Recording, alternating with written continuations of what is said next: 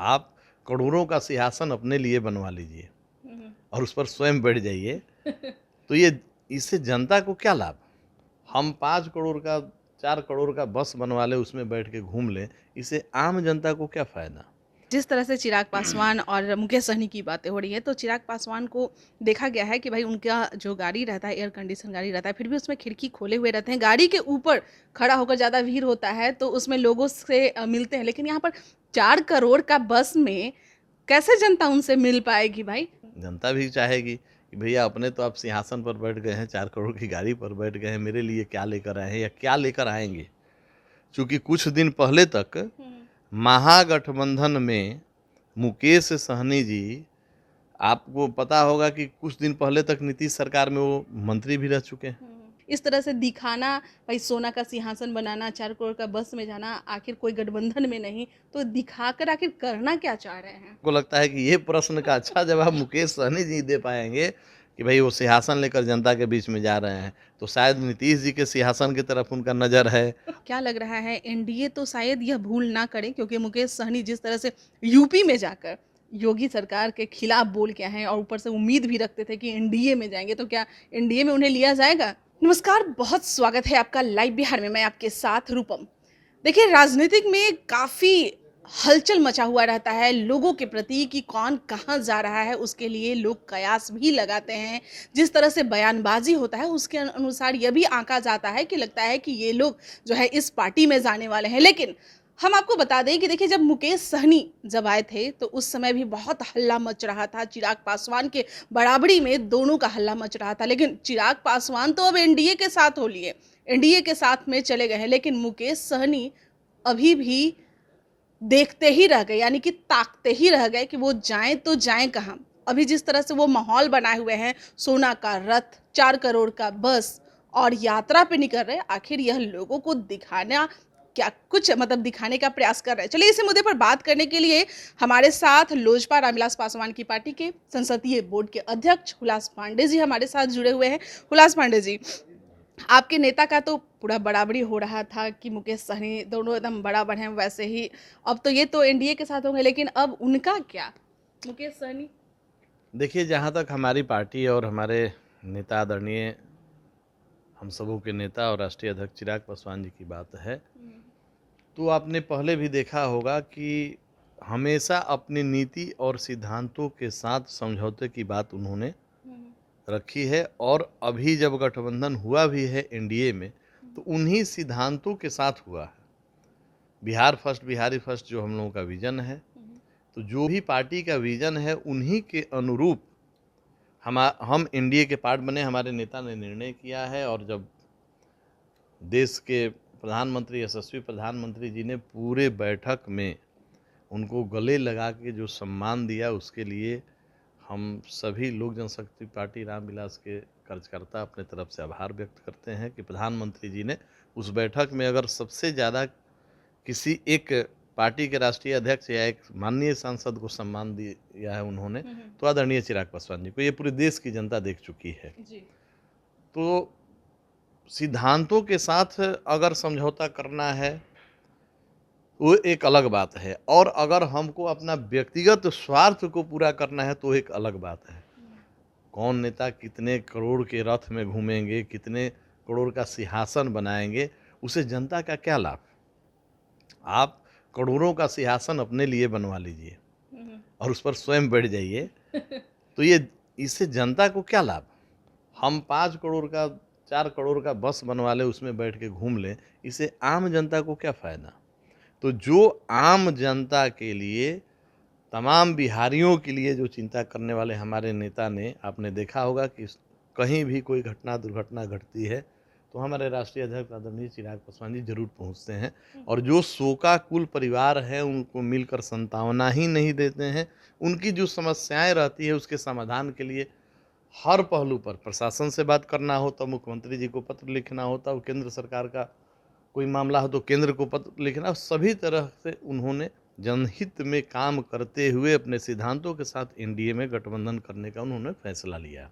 अच्छा, जिस तरह से चिराग पासवान और मुकेश सहनी की बातें हो रही है, तो चिराग पासवान को देखा गया है कि भाई उनका जो गाड़ी रहता है, एयर कंडीशन गाड़ी रहता है, फिर भी उसमें खिड़की खोले हुए रहते हैं। गाड़ी के ऊपर खड़ा होकर ज़्यादा भीड़ होता है तो उसमें लोगों से मिलते हैं, लेकिन यहाँ पर 4 करोड़ का बस में कैसे जनता उनसे मिल पाएगी भाई? क्या जनता से ये पूछेंगे, जनता क्या उन्हें ये बोलेगी?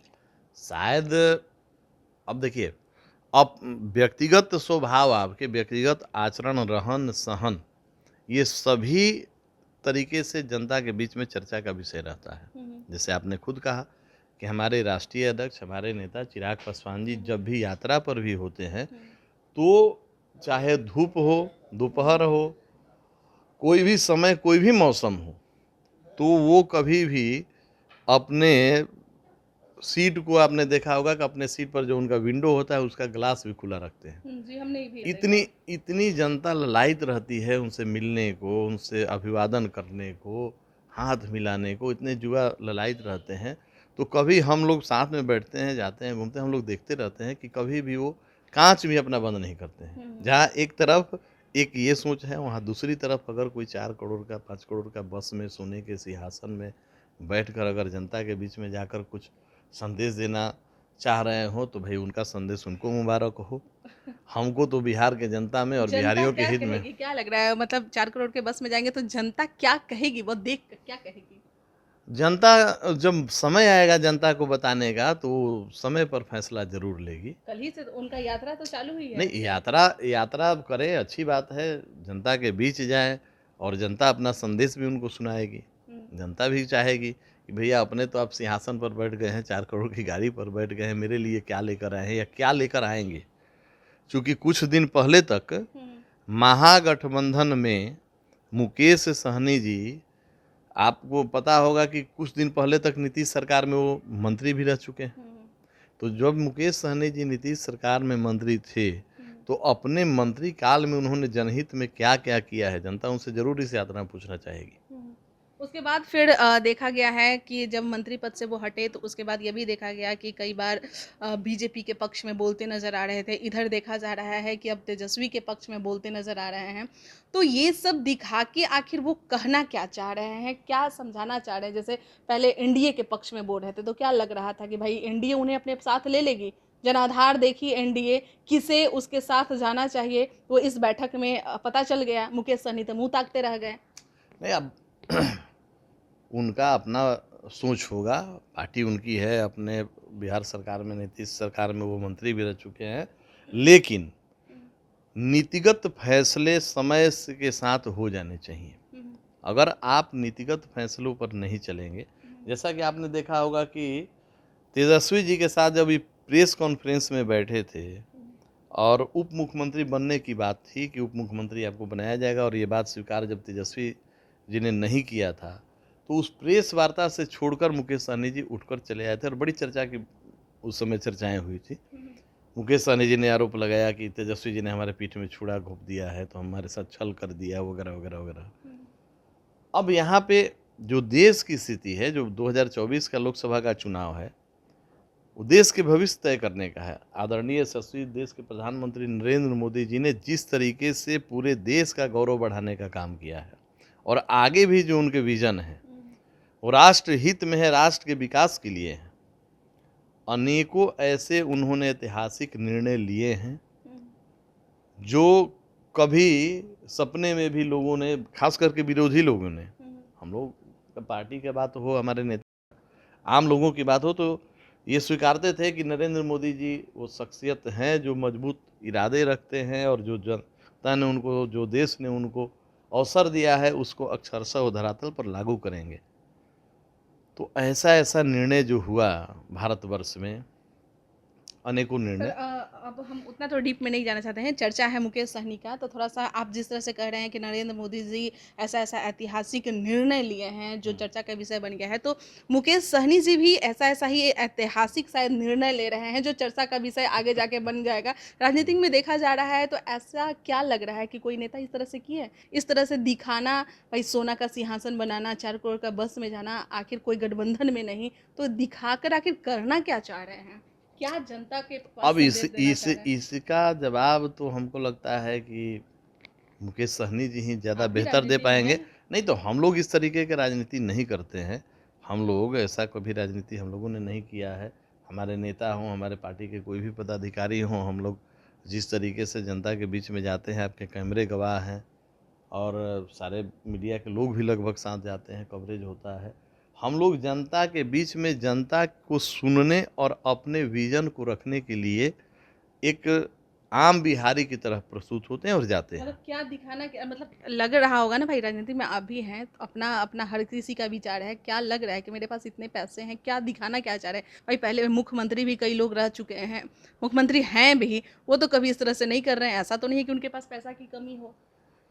नहीं, लेकिन ये आपसे हमको जानकारी मिली है कि इस तरीके की बात आई है।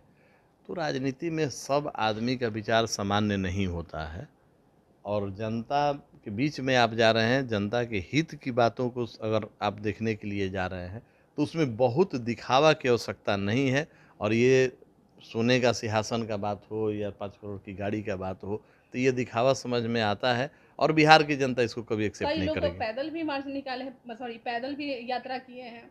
निश्चित तौर पे हमारे नेता ने, हमारे आदरणीय चिराग पासवान जी ने जब आरा में 8 दिन में 8 हत्याएं लगातार हो गई, तो हम लोगों ने वहाँ पद यात्रा किया था। हमारी पार्टी ने, हमारे राष्ट्रीय अध्यक्ष जी ने तय किया था। अरवल की घटना है, अरवल में जहाँ एक दलित बच्ची के साथ दुष्कर्म करके उसकी हत्या कर दी गई थी, तो वहाँ भी हमारे नेता ने निर्णय किया और अनेकों ऐसे घटनाओं के बाद हमारे पार्टी के राष्ट्रीय अध्यक्ष आदरणीय चिराग पासवान जी ने फैसला लिया और हम लोग पद यात्रा पर भी निकले हैं। तो जहाँ हम एक तरफ पदयात्रा की बात करते हैं, जनता के हित की बात करते हैं, बिहार फर्स्ट, बिहारी की फास्ट बात करते हैं और वहाँ पे अगर कोई दिखावा करके अगर चर्चा में रहना चाहता है, तो चर्चा में रहने के लिए ये चीज़ें हो सकती हैं। चलिए मुझे मतलब जो लग रहा है जैसा मैं थोड़ा-सा बोल सकती हूँ कि राजा के दरबार में आप देखते होंगे सिंहासन लगा हुआ रहता है, दरबार में आते हैं लोग तो ये क्या कर रहे हैं कि अपने सिंहासन को ही लेके जा रहे हैं, है ना? अब ये भाई तो ये दरबार लगाने के लिए अब बड़े अब से अब इसमें तो ज़्यादा हमको लगता है कि ये प्रश्न का अच्छा जवाब मुकेश सहनी जी दे पाएँगे कि भई वो सिंहासन लेकर जनता के बीच में जा रहे हैं। तो शायद नीतीश जी के सिंहासन की तरफ उनका नज़र है और किस सिंहासन को लेकर जनता के बीच में जा रहे हैं, तो मुकेश सहनी जी बताएँगे। सर लास्ट सवाल है कि जिस तरह से बिना गठबंधन 2024 के लोकसभा चुनाव में क्या मुकेश सहनी का बेड़ा पार होगा बिना गठबंधन के 2024 में? 2024 में जो हमारा मानना है कि कहीं भी देश में ध्रुवीकरण हो रहा है। एक तरफ जहाँ एनडीए पहले से सशक्त है, हम लोग भी उस हम लोग भी उस गठबंधन का हिस्सा हो गए हैं, बिहार में और सशक्त हुआ है। और वैसे दूसरी तरफ विपक्षी एकता की बात चल रही है, जो कि संभव नहीं है। पहले भी प्रयास हुए हैं, पूर्व के भी इतिहास में आप जाएँगी तो देखेंगी कि विपक्ष को एकजुट करने का प्रयास हुआ, लेकिन जहाँ अलग-अलग स्टेटों में वही विरोधी पार्टियाँ आपस में एक-दूसरे के विरुद्ध में लड़ते आई हैं। अब लोकसभा के रुझान में, लोकसभा के चुनाव में आप अगर एकजुट होंगे, तो वहाँ ज़मीनी स्तर पर स्टेट में जो आपका राज्य सरकार का जो चुनाव होता है, उसमें तालमेल आपका है नहीं। जनता इतनी बेवकूफ़ है नहीं कि जहाँ आप बंगाल में कांग्रेस लेफ्ट और ममता जी एक साथ एक मंच पर आ जाएँ और फिर जब विधानसभा के चुनाव हो तो आप अलग आ जाएँ। तो जनता इतनी बेवकूफ़ नहीं है कि आपके इन चीज़ों को देखती नहीं है। जनता मालिक है और सबके सब चीज़ों को जनता समझती है और देखती है और जो देश का स्थिति वर्तमान में जो गौरव बढ़ा है, भारत का जो गौरव बढ़ा है, इसके लिए आदरणीय हम लोगों के प्रधानमंत्री नरेंद्र मोदी जी को पुनः 2019 में भी देश की जनता चुनकर और मजबूत सरकार बनाने का काम करेगी। 2024 में। निश्चित रूप से। सर जब मुकेश सहनी की चर्चा हो रही है तो एक और सवाल बनता है कि क्या लग रहा है एनडीए तो शायद यह भूल ना करे क्योंकि मुकेश सहनी जिस तरह से यूपी में जाकर योगी सरकार के खिलाफ बोल के आए हैं और ऊपर से उम्मीद भी रखते थे कि एनडीए में जाएंगे तो क्या एनडीए में उन्हें लिया जाएगा? अब ये तो भाजपा के लोग तय करेंगे, एनडीए के लिए तो भई भाजपा के लोग तय करेंगे। भाजपा के जो राष्ट्रीय अध्यक्ष जी हैं या भाजपा का जो शीर्ष नेतृत्व है, वो तय करेगा कि भई आपका सोच क्या है, आपकी पार्टी का विज़न क्या है, आपका क्या प्रस्ताव है और उन प्रस्तावों पर चर्चा करके ये भाजपा का और मुकेश सहनी जी का मूलतः क्या विषय लग रहा है होगा। नीतीश कुमार जी के गठबंधन में जाएंगे महागठबंधन में फिर से वहां पे? अब नीतीश जी के गठबंधन में जाएँगे या नीतीश जी उनको बुलाएँगे, तो नीतीश जी और मुकेश जी समझेंगे। इसमें तो मुकेश सहनी जी और नीतीश जी को तय करना है। जहाँ एक तरफ नीतीश जी खुद विपक्षी एकता के बैठक में नाराज होकर वापस आ गए हों, तो हमको नहीं लगता है कि इस परिस्थिति में वो मुकेश जी से बात करने की स्थिति में होंगे। चलिए, बहुत बहुत धन्यवाद। देखिए, हुलास पांडे जी हमारे साथ जुड़े हुए थे। देखिए, मुकेश सहनी जिस तरह से राजनीतिक में हलचल मचा दिए हैं भाई, सोना का सिंहासन, 4 करोड़ की बस, यात्रा पे जा रहे हैं, आरक्षण की भी मांग कर रहे हैं। क्या यह दिखाना चाह रहे हैं कि भाई गठबंधन वाले हमें आइए बुलाइए, क्योंकि 2 बैठक हो गई है, विपक्ष की भी बैठक हुई है और एनडीए की भी बैठक हुई है, तो दोनों बैठकों में तो मुकेश सहनी को पूछा भी नहीं गया। अब देखिए, इंतजार करते हैं कौन मुकेश सहनी को पूछेंगे। अभी के लिए इतना ही। बने रहे आप लाइव बिहार के साथ। धन्यवाद। लाइव बिहार यूट्यूब पर सब्सक्राइब और फेसबुक पर लाइक जरूर करें।